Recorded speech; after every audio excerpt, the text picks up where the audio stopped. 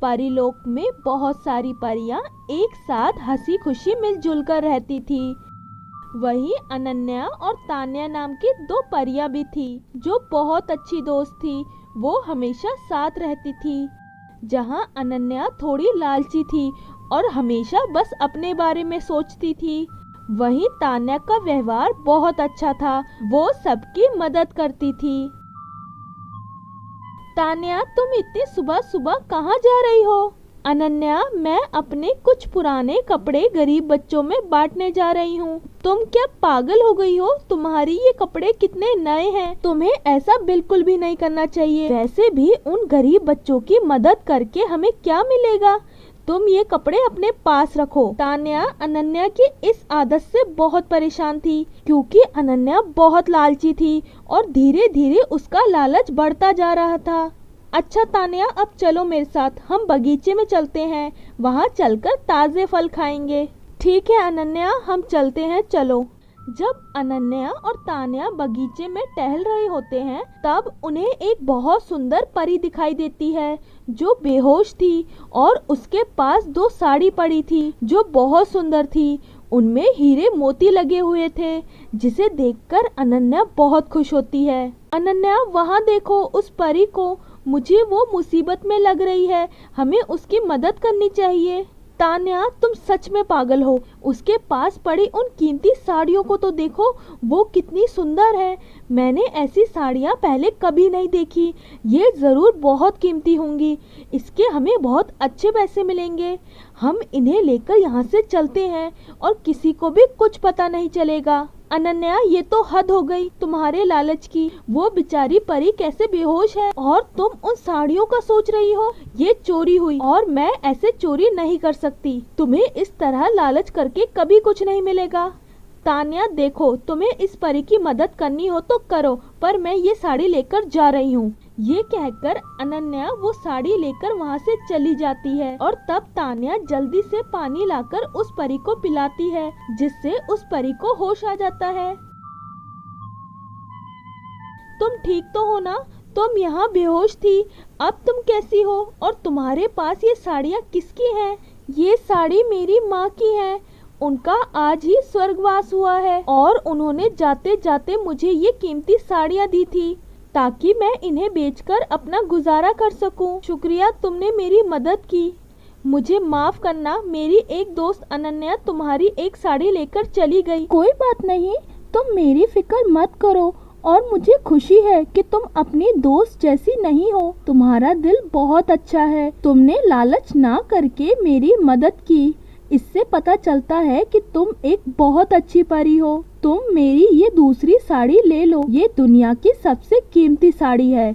इसे पाकर तुम सबसे अमीर बन जाओगी और सबकी मदद कर पाओगी। नहीं, ये तुम क्या कह रही हो? ये साड़ी तो तुम्हारी माँ की है। वो इसे तुम्हें देकर गई थी, तो मैं इसे कैसे ले सकती हूँ? ये उन्होंने तुम्हें दी है। वैसे भी मेरी दोस्त तुम्हारी एक साड़ी लेकर जा चुकी है। ऐसे में मैं ये कैसे ले सकती हूँ? तुम्हें इसकी ज्यादा जरूरत है। मेरी माँ चाहती थी कि मैं हमेशा दूसरों की मदद करूँ, पर मुझे लगता है ये जिम्मेदारी तुम अच्छे से निभा पाओगी, इसलिए मैं तुम्हें अपनी ये साड़ी दे रही हूँ। इससे तुम खुद की और बाकी लोगों की भी मदद कर पाओगी और मुझे यकीन है इस साड़ी का तुम अच्छे से इस्तेमाल करोगी। तो ये साड़ी तुम्हारे पास होनी चाहिए। ये कहकर वो परी तान्या को वो साड़ी देकर चली जाती है और वो जादुई साड़ी मिलने के बाद तान्या अब बहुत अमीर हो जाती है। वो एक बहुत बड़े महल में रहती है और सबकी मदद करती है।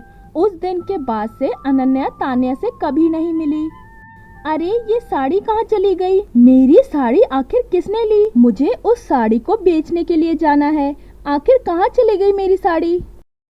वो तुम्हारी नहीं, मेरी साड़ी है। मैंने वो साड़ी अपनी बेटी को दी थी और तुमने उससे वो चुरा ली।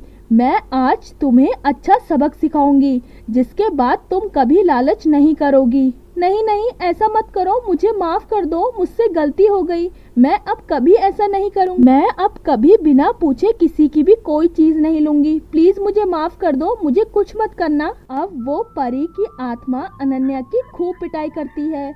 जिससे अनन्या बहुत रोती है और उसे अपने लालच का बुरा फल मिलता है और फिर वो जादुई साड़ी वापस उस परी के पास आ जाती है। परीलोक में अनन्या नाम की परी अपने एक छोटे से घर में हंसी खुशी रहती थी। वो न्यूज़पेपर और मैगजीन बेचने का काम करती थी, जिससे वो थोड़े बहुत पैसे कमा लेती थी। उसका एक सपना था कि उसका एक सुंदर सा घर हो। अरे वाह अनन्या, आज तुम कितनी अच्छी अच्छी मैगजीन लाई हो। तुम हमेशा समय पर आती हो। हम सब परियों को तुम्हारा काम बहुत पसंद है, पर तुम हमेशा काम करती रहती हो। अनन्या, कभी आराम भी कर लिया करो। तारीफ के लिए शुक्रिया, पर मुझे मेरा काम बहुत पसंद है। मैं दिल लगाकर काम करती हूँ ताकि मैं एक सुंदर सा घर ले सकूँ। मेरा घर बहुत कमजोर है और वो कभी भी टूटकर गिर सकता है। मैं तुम्हारे लिए प्रार्थना करूंगी कि तुम्हें तुम्हारा नया घर जल्दी से मिल जाए और तुम ऐसे ही काम करती रहो। तुम देखना, बहुत जल्दी तुम्हारा खुद का एक बहुत सुंदर घर होगा। अरे सौम्या, तुम क्या कल लेट सोई थी जो इतनी देरी से आ रही हो? अनन्या तो कब का सबको अखबार देकर चली भी गई। तुम्हें अपना काम मन लगाकर करना चाहिए। कोई बात नहीं, अगर आपको अखबार मिल गया है तो आप देखो, मेरे पास दूसरी मैगजीन है। ऐसी मैगजीन अनन्या के पास नहीं है। आप प्लीज इसे ले लो। मेरी सुबह से कुछ भी कमाई नहीं हुई है। मैं आज क्या खाऊंगी? नहीं नहीं, मुझे तो वही मैगजीन अच्छी लगती है जो अनन्या लाती है। तुम उससे कुछ सीखो। वो अपना काम कितने अच्छे से करती है। वो सुबह ही सबको अखबार दे देती है। तुम्हें उसकी तरह काम करना चाहिए, तभी तुम्हारी तरक्की होगी। जब देखो मुझे हर कोई सुना के चला जाता है। मैं थक गई हूँ ये सब सुनकर। इस अनन्या के वजह से मेरी कुछ भी कमाई नहीं होती। अगर ये अनन्या ना हो तो सब मुझसे ही अखबार और मैगजीन लेंगे। मैं आज अनन्या का कुछ न कुछ बंदोबस्त करके रहूंगी। ये कहकर सौम्या गुस्से में वहाँ से चली जाती है और रात में जब सब सो जाते हैं तो सौम्या चुपके से आकर अनन्या के घर में रखे अखबार और मैगजीन में आग लगा देती है और वहाँ से चली जाती है। अब मैं देखूंगी कि अनन्या कल से कैसे अखबार बेचती है। कल से सब मुझसे ही अखबार लेंगे और बेचारी अनन्या मेरी तरह रोती रहेगी, पर कोई उसकी मदद नहीं करेगा। आग की वजह से अनन्या की नींद खुलती है तो वो देखती है उसके सारे अखबार मैगजीन जल रहे हैं, यहाँ तक कि उसका घर भी जल रहा होता है। रात होने की वजह से कोई उसकी मदद के लिए नहीं आता। अनन्या, ये सब क्या हो गया? तुम्हारा घर कैसे जल गया? कल तक तो सब ठीक था। आज सुबह जब तुम अखबार देने नहीं आई तो हमने सोचा कि हमें तुमसे मिलना चाहिए। तुम ठीक तो हो ना? आज सौम्या ने सबको अखबार बेचे हैं। ये सब कैसे हुआ ये तो मुझे भी नहीं मालूम, पर इसमें मेरा सब कुछ जल गया। ना अब मेरे पास रहने के लिए कोई जगह है और ना खाने के लिए कुछ है। क्या आप मेरी थोड़ी मदद कर सकते हैं? मुझे कुछ पैसे उधार दे सकते हैं जिससे मैं दोबारा से कुछ काम शुरू कर पाऊँ? अनन्या, माफ करना, पर मेरे पास तो इतने पैसे नहीं हैं कि मैं तुम्हारी कुछ मदद कर पाऊँ। पर मेरे पास ये कुछ पुराना सामान है जिन्हें मैं फेंकने वाली थी, पर शायद ही तुम्हारे कुछ काम आ जाए। कोई बात नहीं, और हाँ, इससे मेरी थोड़ी मदद हो जाएगी। आपका बहुत शुक्रिया। अब मैं चलती हूँ, मुझे अपने रहने के लिए कोई जगह भी ढूंढनी है। ठीक है अनन्या, तुम अपना ख्याल रखना। आज तक मैंने जितनी मेहनत की थी सब बर्बाद हो गई। अब मैं क्या करूँगी? मुझे अब इस पेड़ के नीचे रहना पड़ेगा, पर मैं काम क्या करूँगी? मुझे कुछ भी समझ नहीं आ रहा। काश मुझे एक सुंदर सा घर मिल जाता रहने के लिए, जिसमें मैं आराम से रह सकती और दोबारा से एक काम शुरू करती। अनन्या के इतना कहते ही वहाँ रखे पुराने सामान में से एक ड्रेस उड़कर आसमान की तरफ जाने लगती है। अरे, ये ड्रेस कहाँ जा रही है और ये उड़ कैसे रही है? मुझे इस ड्रेस के पीछे जाना चाहिए। ये कहकर अनन्या भी उस ड्रेस के पीछे जाने लगती है और जब वो आसमान में जाती है तो देखती है कि वो ड्रेस एक बहुत सुंदर घर में बदल गई है। अरे, ये ड्रेस एक घर में कैसे बदल गई, वो भी इन बादलों में? ये घर किसका होगा? मुझे समझ नहीं आ रहा।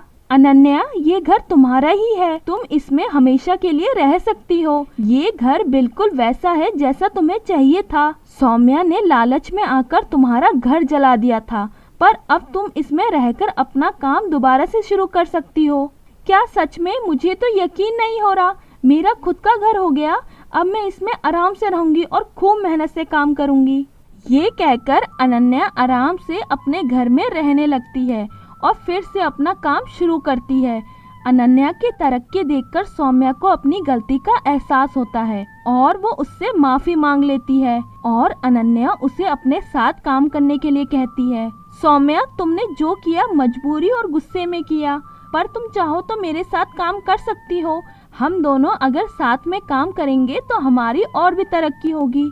हाँ अनन्या, मैं भी तुम्हारे साथ काम करना चाहती हूँ। तुम जो कहोगी मैं वैसे ही काम करूँगी।